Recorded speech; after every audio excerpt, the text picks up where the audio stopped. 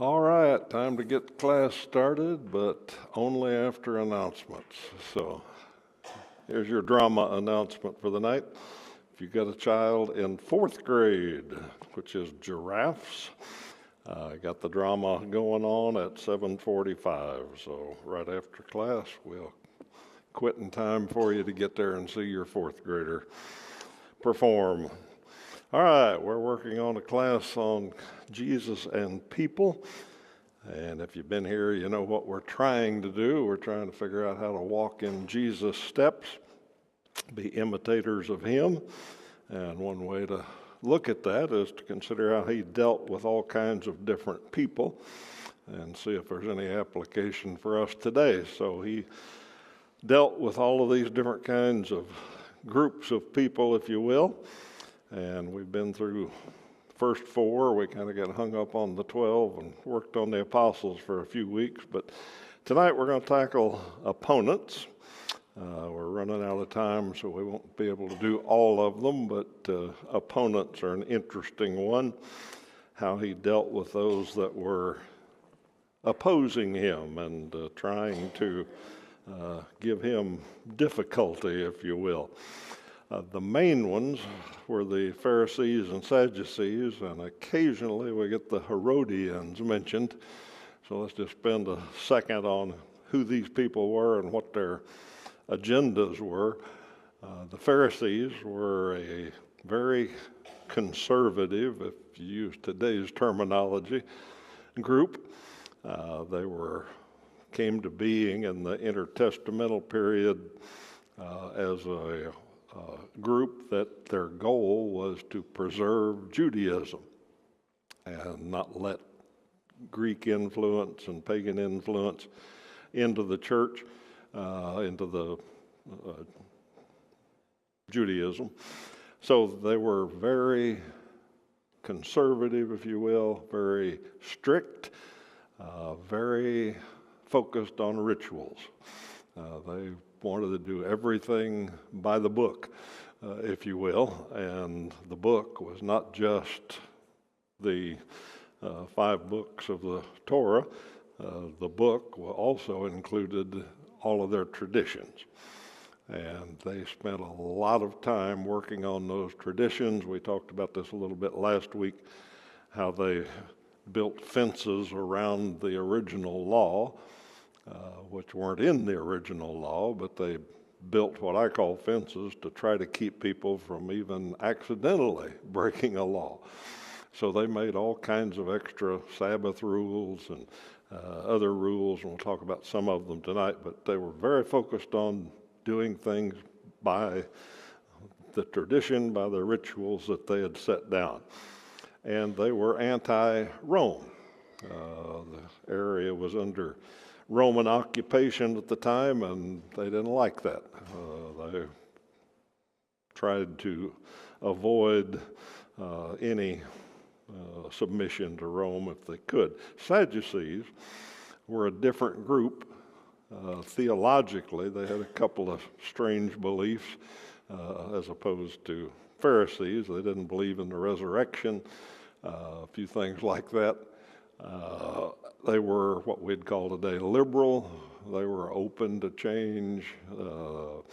They let some Greek influence into the Jewish religion, and they were more pro-Rome. They wanted to get along with Rome. So they were much more willing to work with Rome, and especially the Roman rulers and all that. So all of that becomes more interesting as you get down toward the end of Jesus' life, when he's on trial and Rome's involved and religious leaders are involved. It's a political mess in many ways. The Herodians were different from the Pharisees and Sadducees in that they were almost completely political.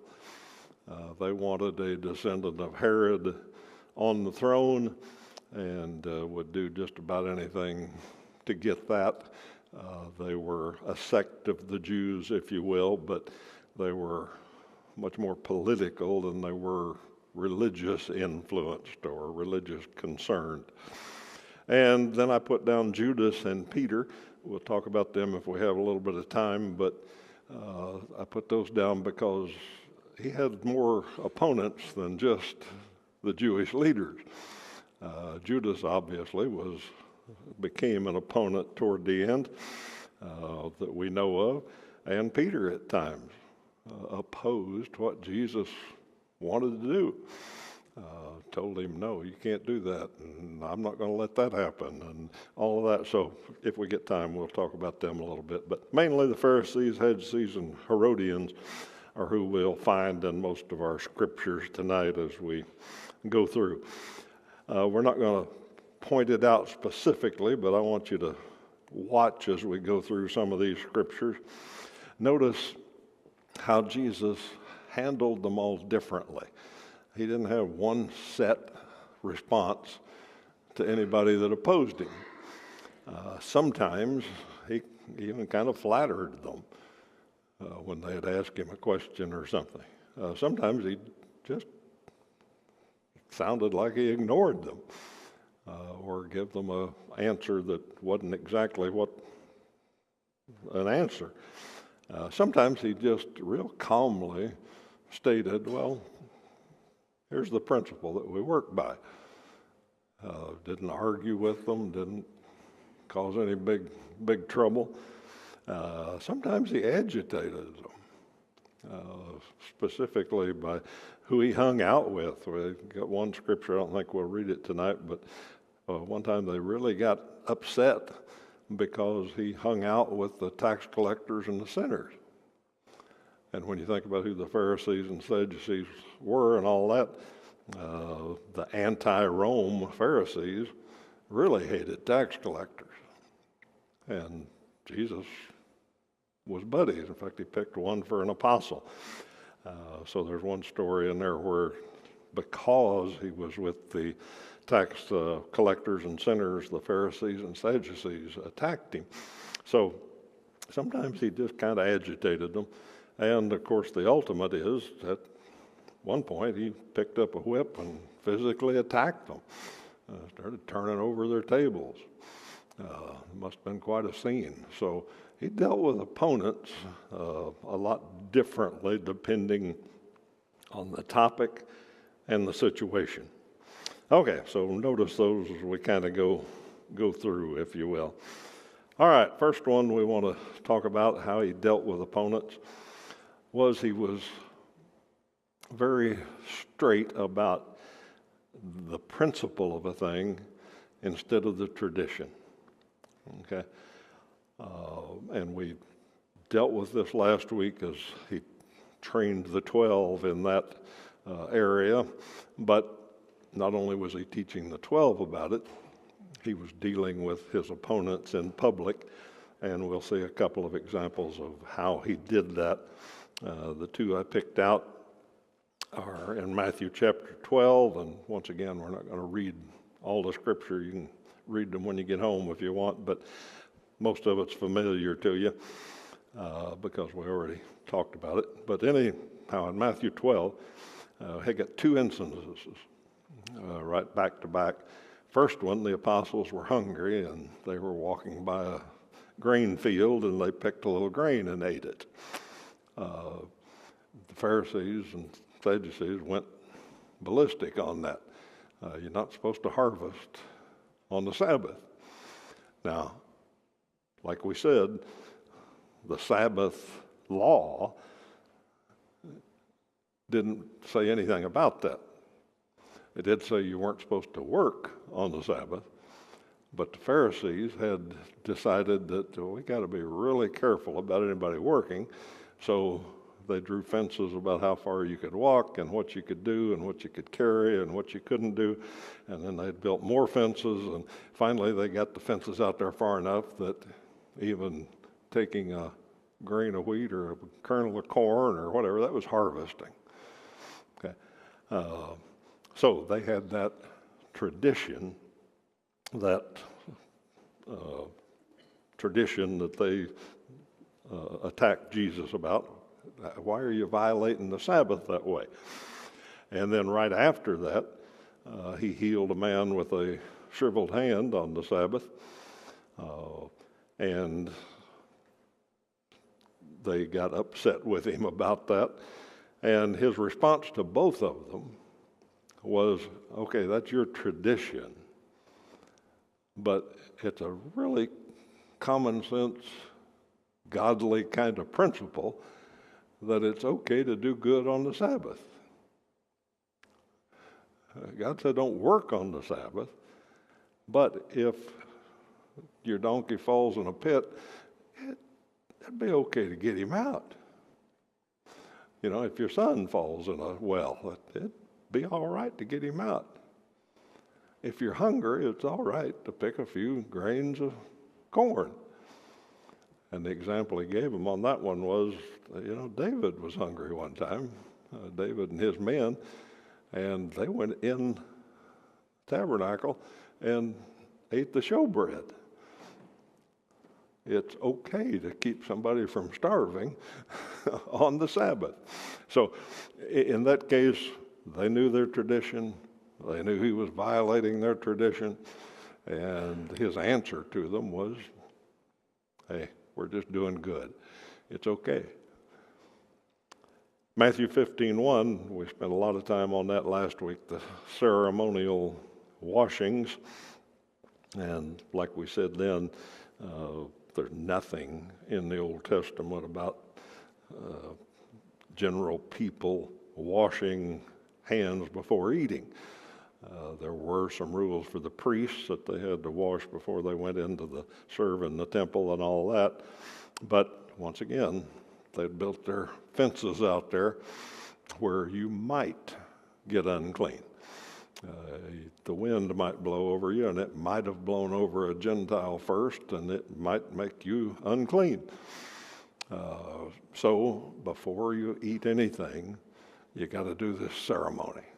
And they had a prescribed ceremony that made sure your hands were washed.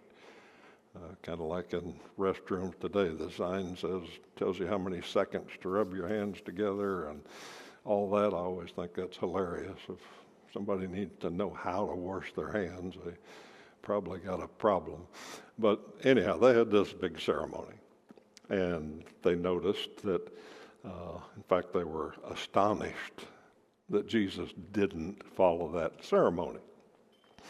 And his answer to them was, that's just a tradition.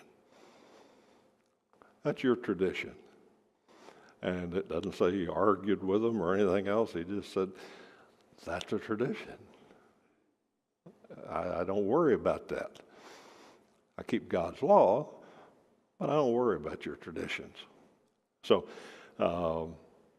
he stressed that, and there's a whole lot of other examples where he just basically told them that the principle is a lot more important than the tradition itself. Okay, second thing he did with opponents was a number of times they brought him what they thought were really hard questions. Okay, and he gave them real simple answers. Okay, he didn't debate with them. In some ways, he took them back to the principle, but in these cases, he just gave them a very simple, common sense kind of answer that would make you think, oh, that was kind of a dumb question. But they thought they were really hard questions. Okay, sometimes we see those kind of hard questions from skeptics, and if you just think a little bit, it's really pretty simple answer sometimes. But anyhow, the couple of places two instances are both in Mark chapter 12, and read that whole passage, and you get them both. They came. In fact, let's turn over and read that. I think we got time because it's kind of interesting how he dealt with them. Mark 12, verse 13. Okay. So they sent to him some of the Pharisees and some of the Herodians to trap him in his talk. so they had a bad intent to start with. They came and said to him, Teacher, and this is funny because they flattered him first, Teacher, we know that you're true and do not care about anyone's opinion, for you're not swayed by appearances, but truly teach the way of God. Okay, now bear in mind there's other people around. There's a lot of his followers and all that. So they come up all sweetness and light about how wonderful he was. And then they say, we got a question. Is it lawful to pay taxes to Caesar or not? Should we pay them or should we not? Okay, now the reason I thought this was a hard question was go back to who they were. Some of them were anti-Rome. Some of them were very political. Okay, so in their reasoning, whichever way he answered, they could stir somebody up. They could get the crowd excited about his answer, no matter what he said. If he said, yeah, you ought to pay taxes, then the anti-Rome people would say, so you support Roman occupation of the Holy Land. If he said, no, you don't have to pay taxes, then they could say, whoa, we're going to go tell Caesar's henchmen that you're a tax resistor. Okay, so they thought, man, we can make some hay out of this one. And verse 15, but knowing their hypocrisy, he said to them, why put me to the test? Bring me a denarius and let me look at it. So I'm sure they didn't expect that response. So one of them had a denarius and handed it to him. And they brought one. And he said to them, whose likeness and inscription is on this? And they said to him, Caesar's. Jesus said to them, render to Caesar the things that are Caesar's, and to God the things that are God's. And they marveled at him. Okay. He gave them the principle that we know today is, governments, you obey governments. That belongs to Caesar, pay his taxes. But things that are God's will render to God. And completely, if you will, defused what they thought was a really hard question. Okay. Then the second one, the Sadducees get in the act, verse 16.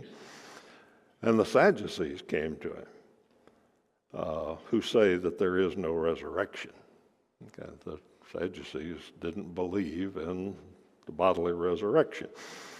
So they asked him a question, saying, Teacher, Moses wrote for us that if a man's brother dies and leaves a wife but leaves no child, the man must take the widow and raise up offspring for his brother.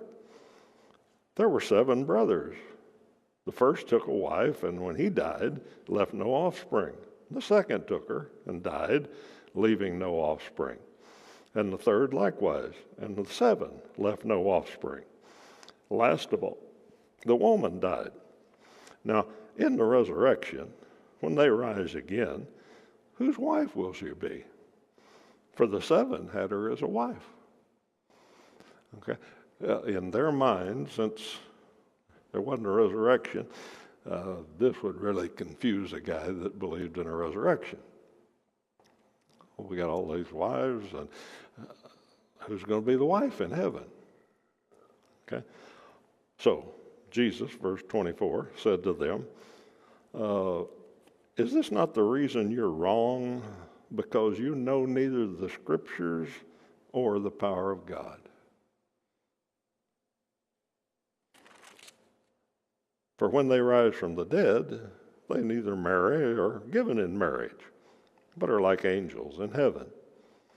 And as for the dead being raised, have you not read in the book of Moses, in the passage about the bush, how God spoke to him, saying, I am the God of Abraham and the God of Isaac and the God of Jacob? He's not the God of the dead, but of the living. You're quite wrong. Okay? A little more confrontational, if you will, because he told them they were wrong a couple of times. He also told them they didn't know the scriptures, which probably upset them a little bit, and that they didn't know the power of God. Okay, so you ask this hard question about 7 husbands and a wife, and who's going to be the husband and all that, to prove that there's no resurrection. Well, first of all, the scriptures say that Abraham and Isaac and Jacob are alive. You don't know that. And secondly, you don't know the power of God. Whose husband, whose wife, which husband is going to have in heaven, God will handle that. Okay? You don't know the power of God. You're thinking physical, earthly things here, and you completely left out the power of God. That question, by the way, is one we got quite often on Know Your Bible about will there be marriage in heaven or not? And of course the answer is there, often misinterpreted, but the answer is there that in heaven, where people neither marry nor are given in marriage. Okay, there won't be marriage. There won't be any wedding ceremonies in heaven. Okay, how you figure out if you've had 2 husbands or 2 wives or 3 or 4 who you're paired up with, God will take care of that. But there's no weddings in heaven. There's not marriage. Okay, well, and turning it back to a simple answer, what's marriage? What's the purpose of marriage? To complete each other and to reproduce. In heaven, we will be complete. There won't be any need for a helpmate to complete us, and there will not be any need for reproduction. Okay? And then he says they'll be like angels, so we take from that obviously angels don't marry. Doesn't mean we'll be angelic, it means we'll be like them in that they don't marry. Okay, so he took what they thought was a hard question and gave them a pretty simple answer, even though it was a little bit confrontational. Okay, third thing, he defended the purpose of worship. Okay, here's where things amp up a little bit, and the simple, calm, benign answers kind of go away. He really amped this up. 2 accounts, John 2, Mark 11, we won't read them, but you know what they're about, the cleansing of the temple. Now, to understand the situation, the temple was for worship. Okay. What had happened by the time Jesus arrived on the scene was that the entrepreneurs of the day had taken over the courtyards of the temple to do business. Okay, anybody that came to Jerusalem to make sacrifices, some of them may have brought their ox or their sheep or their dove or whatever they were sacrificing all the way from home, but a lot of them didn't. Okay, they needed to buy that when they got there. And just like today, outside any big tourist trap or stadium or whatever, there's all sorts of vendors that have everything you might possibly need. And that's what the entrepreneurs of the day had done. And they had turned the courtyards of the temple, instead of what they were designed for, into a flea market. They had their tables set up and all their wares. They'd change money for you. If you had to pay a temple tax kind of thing, they had money changers that would take your Galilean money and change it into this or whatever. They had all the animals that you might need for a sacrifice. I don't know what all else they had. But anyhow, Jesus walked in there and flipped out. He walked in there and saw, and I'm sure part of it was for teaching people and demonstrating what was wrong, but he got angry. He saw what God had designed as a place to worship him turned into a money-changing, selling operation. Sometimes we joke around here about money changing in the temple. When kids bring candy bars from school or something and are soliciting in the lobby, we joke about that, but this is a whole lot different. I'm not saying that's okay, I'm just saying it's a whole lot different. He saw what had been done to the temple, and he got hot. So he picked up a whip, drove them out, turned their tables over, ruined their sales for that day for sure. But like I said at the start, bear in mind how he deals differently with different things. Somebody trying to enforce a tradition that's not worth anything, he says that's just a tradition. But when you get to violating God's basic purpose for something, especially the worship of him, the Son of God took tremendous issue with that. So he defended the purpose of worship. All right, fourth one I picked out is that he stressed his divinity and his authority.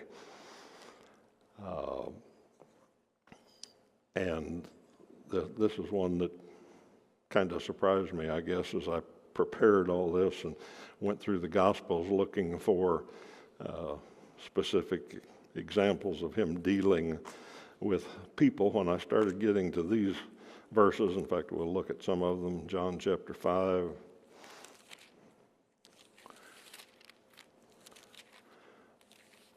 I'm sure I'd read them at one time or another, but seeing them looking at the light of how's he dealing with people, I was surprised how direct and stressful he was on these points. So John chapter 5, first of all, starting in about 16,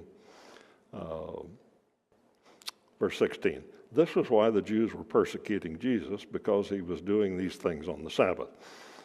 But Jesus answered them, my Father is working until now, and I am working. That's one of the it's okay to do good on the Sabbath answers. And verse 18, this was why the Jews were seeking all the more to kill him, because not only was he breaking the Sabbath, but he was even calling God his own Father, making himself equal with God.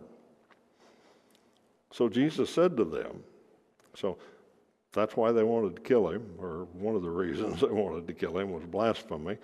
But here's his answer to them.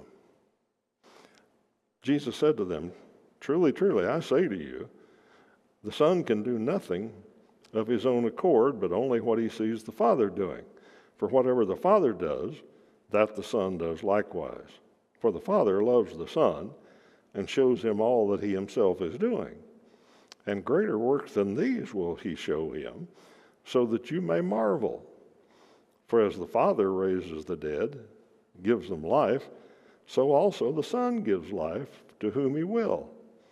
The Father judges no one, but has given all judgment to the Son, that all may honor the Son, just as they honor the Father. Whoever does not honor the Son does not honor the Father who sent him. Truly, truly, I say to you, whoever hears my word and believes him who sent me has eternal life. He who does not come into judgment, but is passed, he does not come into judgment, but is passed from death to life. Now, if you just read that fast, it's kind of, okay, yeah, we've heard that before.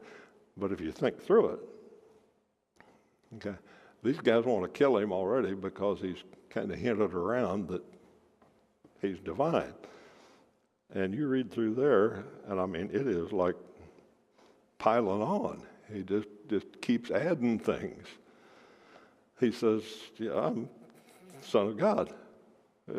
We're equal. And God's not going to judge you. I'm going to judge you.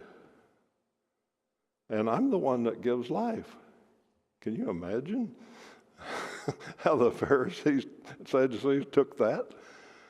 I mean, he wound them up on that one. But he was very, very clear about who he was. Okay? All right, let's look at another one, chapter 6. And we'll do verse 41. So the Jews grumbled about him because he said, I am the bread that came down from heaven. And they said, is not this Jesus, the son of Joseph? His father and mother we know, and all that. I mean, he flat out told them, I'm the bread that came down from heaven. And they had all sorts of connotations to bread and manna and the temple bread and everything else. And he told them, I'm the bread. And the last one, John chapter 10.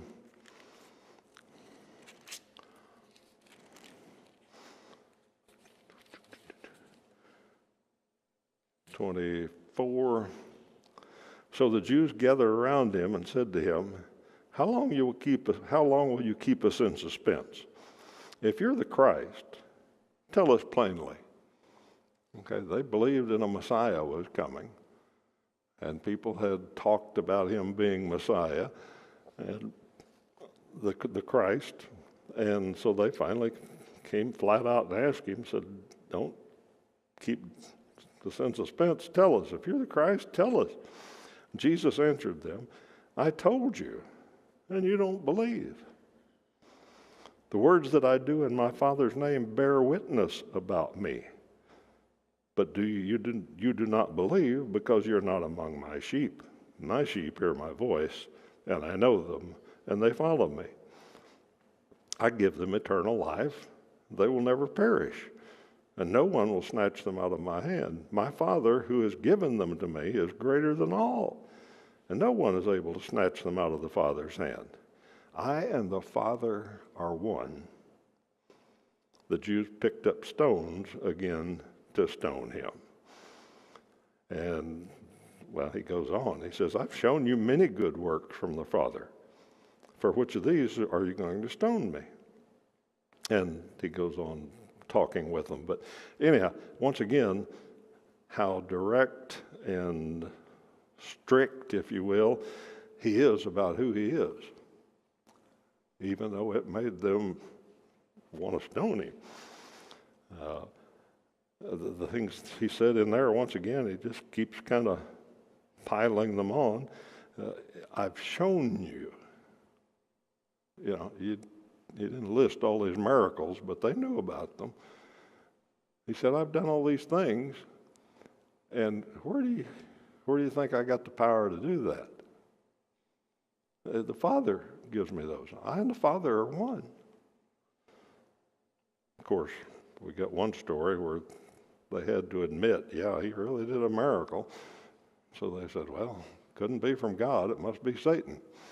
He's got demonic power, was their excuse. But you just read that whole passage and how much he, right in their face, tells them who he is, that they don't understand, they don't believe, because they're not believers.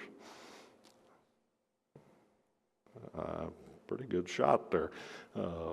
So you take all those together, and in dealing with opponents, he was not bashful about explaining who he really was. And I mean, some of the things he said there, Father won't judge you, I'll judge you.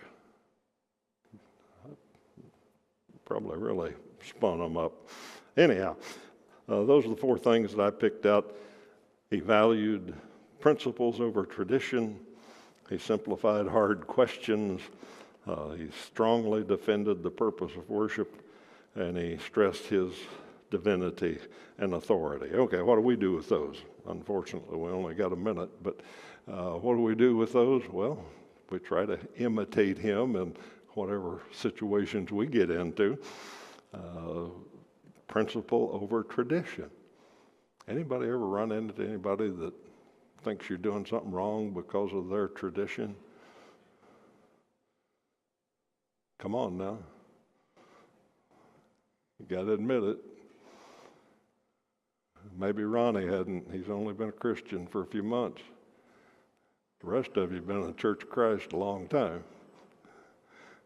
You have run into people that there's a tradition. You better not break it. Okay? When that happens, don't pick up the whip and turn their tables over, but that's a tradition. What's the principle here? Okay? A lot of hard questions have pretty simple answers, and maybe we ought to strive for that a little bit better. The purpose of worship, I think, kind of draws the line there that Jesus amped up from answering and making statements and all of that to action and anger. Okay. There are some things that in the church today are so important and so important that they're worth defending. Okay, things that Jesus clearly said, like the unity of the body. He said that's what he wants. That's how the world will know that we love him. And when people threaten the unity of the body, that's about the only real reason for disfellowship in the New Testament, is somebody that's divisive. When something as important as the unity of body is threatened, it's got to be dealt with. Okay, the last one, he stressed his divinity and authority. And remember, with the apostles and everything, he tried to teach them to trust him, tried to teach them who he was and all of that. That's what we got to stand on. When Jesus says it, that settles it. There was an old bumper sticker that said, God said it, I believe it, and that settles it.